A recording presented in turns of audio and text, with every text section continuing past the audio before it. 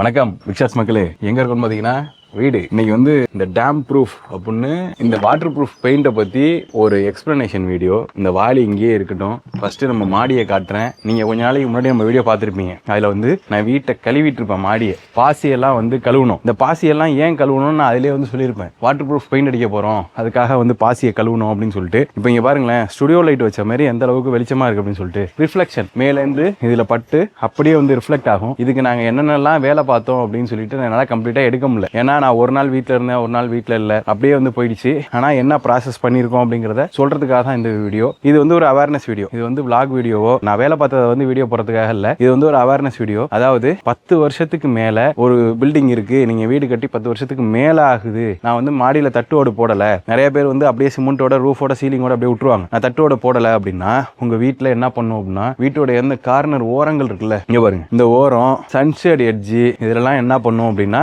Water வந்து சோக்காக ஆரம்பிக்கும். ஏன் அப்படின்னா அப்பெல்லாம் வந்து அந்த அளவுக்கு பெரிய அவேர்னஸ் எல்லாம் கிடையாது. என்ன பண்ணிருப்பாங்க, பில்லர்ல வந்து கம்பியை வச்சு அப்படியே வந்து விட்டுருப்பாங்க. அது வழியா உள்ளெல்லாம் தண்ணி போய் ஓரங்கள் வந்து சரியா மூடலாம, அதாவது கொலவடிக்கிறதுன்னு சொல்லுவாங்க, அதெல்லாம் அடிக்காம ஓரங்கள்லாம் வந்து தண்ணி வந்து உள்ள சோக் ஆகும். அது வந்து 10 வருஷத்துக்கு அப்புறம் உள்ள பில்டிங். இப்பெல்லாம் கட்டுற பில்டிங் நிறைய சோக் ஆகுது. அதுக்கு நம்ம வந்து எக்ஸ்பிளனேஷன் கொடுக்க வேண்டாம். அப்போ வந்து அந்த பில்டிங் வந்து வீக் ஆகுது அப்படின்னு அர்த்தம். அப்ப அட்லீஸ்ட் 30 to 40% உங்களுக்கு அந்த லீக்கேஜையும் பில்டிங்கையும் வந்து சேவ் பண்றதுக்கு நீங்க வந்து இந்த மாதிரி பெயிண்ட் அடிச்சு லேமினேட் வந்து பண்ணிக்கலாம். லேமினேட் அப்படின்னா தண்ணி பட்டுச்சு அப்படின்னா அந்த பொருள் ஒன்றும் ஆகாம இருக்கிறதுக்கு லேமினேட் வந்து பிளாஸ்டிக்ல வச்சு பண்ணுவாங்க. அதுக்காக நம்ம வாங்கின அந்த பெயிண்ட் தான் வந்து இந்த டேம் ப்ரூஃப் பெயிண்ட். இதோட பிரைஸ் எவ்வளவு தெரியுமா? இது வந்து 20 லிட்டர். இந்த 20 லிட்டரை நான் கிட்டத்தட்ட 7000 ரூபாய்க்கு சம்திங் வாங்கினேன். இங்க லோக்கல்ல நம்ம ஒரு பெயிண்ட் கடையில தான் வாங்கினேன். இதுல எம்ஆர்பி பாத்தீங்க அப்படின்னா 8020 ரூபா போட்டிருக்கு. இது வந்து 20 லிட்டர். இங்க பாத்துங்க, இது வந்து 20 லிட்டர். ஆனா இது வந்து நான் வந்து 7000 ரூபா சம்திங் நான் வாங்கினேன். அதே மாதிரி இது வாங்கி இதை வந்து ஃபர்ஸ்ட் கோட்ல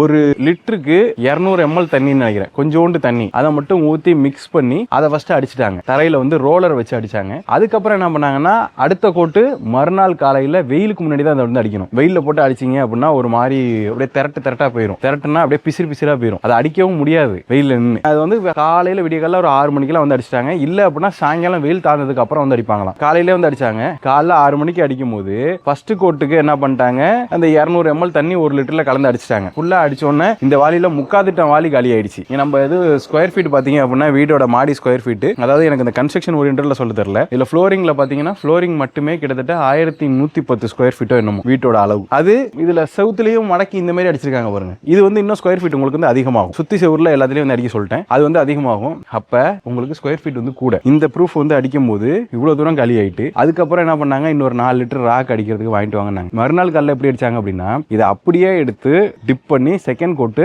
அப்படியே அடிச்சிட்டாங்க. தண்ணி கலக்கவே இல்லை. ஸோ இதான் வந்து மெத்தடா. நீங்க வந்து பெயிண்ட் கடையில் இதை வாங்கும் போதே அவங்களுக்கு வந்து சொல்லுவாங்க, இது வந்து ஏன்ஷியன் பெயிண்ட்ல வந்து போடுறாங்க, இதை வந்து வேணா பார்த்து வச்சுக்கோங்க. உங்க வீட்டுக்கு வந்து 10 வயசுக்கு மேல ஆயிடுச்சு, மாடியில் நீங்க வந்து தட்டோட அந்த இதெல்லாம் வந்து போடல அப்படின்னா இப்போ வந்து நிறைய டைல்ஸ் மாரிலாம் வந்து போடுறாங்க, ஒயிட் டைல்ஸ். அது வந்து வீட்டுக்கு லோடு கொடுக்குற மாதிரி. ஸோ நீங்க மாடியில் வந்து வீடு கட்டல பண்ணல அப்படின்னா நீங்க இந்த மாதிரி அடிச்சு விட்டுறது ரொம்பவே சிம்பிள். நீங்க comparatively tiles cost, laying cost, cement எல்லாம் போடுறது ரொம்பவே கஷ்டம். ஸோ இதை வந்து நீங்க அடிச்சு விட்டீங்க அப்படின்னா பக்காவா இருக்கும். இப்போ இந்த பெயிண்ட் நாங்க அடிச்சதுக்கு அப்புறம் புயல் ஒன்று அடிச்சு மழை பெஞ்சது இல்ல, அவ்வளோ மழை. டிட்வா புயல் அடிச்சது இல்ல, இந்த டிட்வா புயல் அடிச்சு அவ்வளோ மழை பெஞ்சது. ஆனா மாடியில வந்து தண்ணியே நிக்கல. முன்னாடி எப்படி இருக்கும் அப்படின்னா ஒரு மாதிரி சோக்கிங்கா இருக்கும். இந்த இடம்லாம் பாத்தீங்கன்னு வச்சுக்கோங்களேன், அப்படியே ஒரு மாதிரி காயாம கிடக்கும். இப்ப பாத்தீங்க அப்படின்னா காலை வச்சோம் அப்படின்னா ஏதோ சாதாரண தரையில நிக்கிற மாதிரி தான் இருக்கு. இந்த அளவுக்கு வந்து காயவே காயாது, அப்படியே வந்து சோக்காய் நிக்கும். ஆனா பக்காவா இருக்கு. இதுல நான் ஒரு பெஸ்டான ஒரு வேலை ஒண்ணு பார்த்தேன். அதாவது ஒரு ப்ராசஸ் வந்து நம்ம பண்றோம் அப்படின்னா அதுல இன்னும் என்னென்ன நம்ம அடிஷனலா சேர்த்துக்க முடியுமோ அதெல்லாம் சேர்த்துக்கணும். அதாவது கிராக்ஸ் நிறைய இருந்தது. நீங்களே பாருங்களேன், இங்க பாருங்க, தரையில வந்து கிராக் இருக்கு.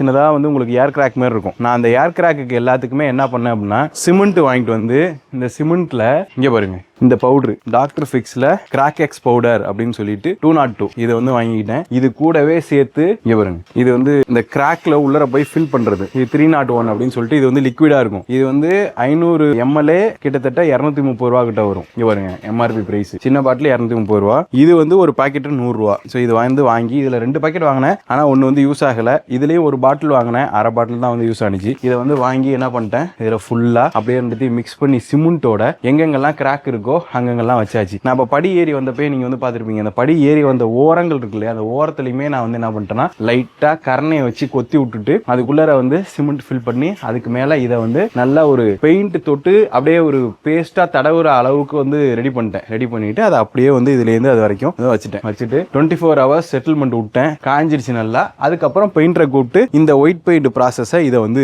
பண்ணி விட்டேன். இப்போ நம்ம மாடி எப்படி இருக்குன்னு பாருங்க. ஃபுல்லாக வந்து அப்படியே ரப்பர் மேலே நடக்கிற மாதிரி இருக்கும். 30 to 40% உங்கள் மாடியை வந்து சேவ் பண்ணிடலாம். இன்கேஸ் நீங்கள் வந்து தட்டோடு போடலை, டைல்ஸ் எல்லாம் போடலை, ரா சீலிங்காக அப்படியே ப்ரொலாங் இயர்ஸ் இருக்கு அப்படின்னா நம்ம இதை பண்ணோம். நீங்களும் வேணா ஒரு எக்கனாமிக்கலா ஒரு 10,000 ரூபாய்க்குள்ளர ஒரு மாடியை வந்து பில்டிங்கை வந்து ப்ரொடெக்ட் பண்ணிடலாம். ஸோ இதுலேயே நான் வந்து இன்னொரு 20 லிட்டர் வாளி வாங்கினேன் அப்படின்னா என்னோட சன்ஷேட்ஸ் இருக்குல்ல கீழே, சன்ஷேடையும் அதுக்கு கீழே இருக்கிற அந்த பகுதியும் நான் வந்து சேவ் பண்ணிடுவேன். இதே வந்து இன்னொரு வாளி அப்படின்னா இன்னொரு 7,000 ரூபா வரும். சன்ஷேட்லாம் நம்மளே அடிச்சிடலாம். லேடர் போட்டு மேலே ஏறி சன்ஷேடை கூட்டி கழுவி விட்டுட்டு நல்லா தேய்ச்சிட்டு அடிச்சிடலாம். இதுக்கு என்ன சொன்னாங்க அப்படின்னா, நீங்க எப்படி ப்ரிப்பேர் பண்ணணும் அப்படின்னா, வாட்டர் கன் இருக்கு இல்லையா, ஜெட்டு, அதை கொண்டு வச்சு நான் அப்புறம் கடைசியில் கழுவுனேன். அந்த வாட்டர் ஜெட் வச்சு நீங்க வந்து இந்த பாசியை கழுவி எடுத்துட்டீங்க அப்படின்னா ரொம்பவே பெட்டர். பாசி இருந்துச்சு அப்படின்னா அது வந்து கஷ்டம். ஏன்னா இந்த பெயிண்ட் வந்து காயறதுக்கு ரொம்ப டைம் எடுக்கும். அதனால நீங்க என்ன பண்ணலாம் அப்படின்னா, பாசியை வந்து எடுத்து சுத்தம் பண்ணிட்டு நீங்க வந்து அதுக்கப்புறம் இந்த பெயிண்டிங் ப்ராசஸ் வந்து பண்ணிக்கலாம். ரோலர்ல வச்சு உங்களுக்கு அடிக்க தெரியும் அப்படின்னா உங்களுக்கு பெயிண்டர் லேபர் அந்த காஸ்ட்டும் வந்து மிச்சம். ஏன்னா ப்ரொபோஷன் தான் சொன்னேன், 1 லிட்டருக்கு 200 ml தண்ணி ஊற்றணும். ஃபர்ஸ்ட் கோட்டுக்கு, 2வது கோட்டுக்கு தண்ணி ஊற்றாம ராவா அடிக்கணும். அப்படியே அடிச்சிட்டீங்க அப்படின்னா சூப்பரா இந்த மாதிரி வந்து ஆயிரும். நீங்களும் உங்க வீட்டுக்கு இந்த மாதிரி